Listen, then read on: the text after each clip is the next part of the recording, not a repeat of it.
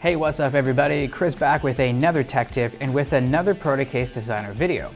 So for today, I want to chat about the component import feature in Protocase Designer, which lets you import step files for different components like circuit boards and fans so that you can easily place them right into your design inside the software. So let's just jump right into it.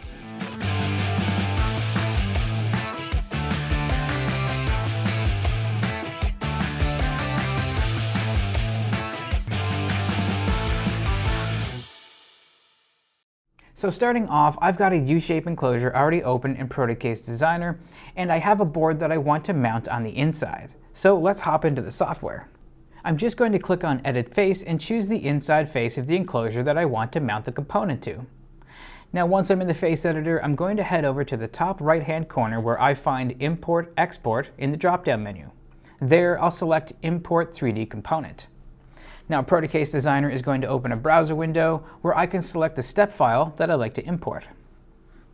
Sometimes to find your component file, you may need to switch from body files to all files in the drop-down for this file type.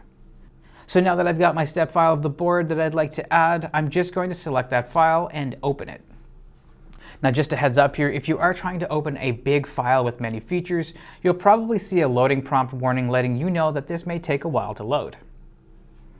If the software takes more than a minute or two to import your component, you may need to simplify the step file before importing it again. Now once I upload my component file, a secondary face editor window pops up. Here I can select the face of my component that I'd like mated with the face that I'm currently editing on my enclosure. Now it doesn't really matter where I put my cursor on the flat surface, but just a note, try to avoid placing it on small features like a pin or any other part of the component that you don't actually want to select as your mating face. So when I hit accept, the PEM editor dialog opens up. Now this is where I can add the fasteners that I want to use to mount this component.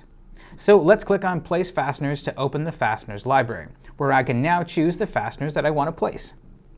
Then I'm going to place all these fasteners in the appropriate mounting holes. Okay, so now once this is done, I'll click on Save to ensure that the changes are now reflected in the face editor. Now that I'm back in the face editor, I can move the component to the desired location of the face.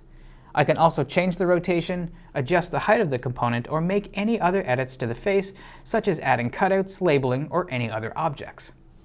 Now when I've finished making all of my customizations, I can save my changes with just one click. Now that brings us back to the 3D viewer. Now I can see the component on my enclosure as well as the self-clenching fasteners that I had placed.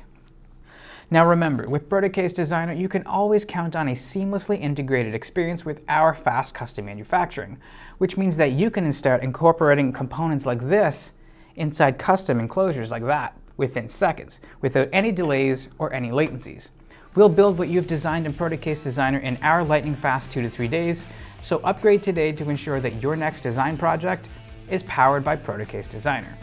Thanks for watching this week's video, and we'll see you all back here again next week.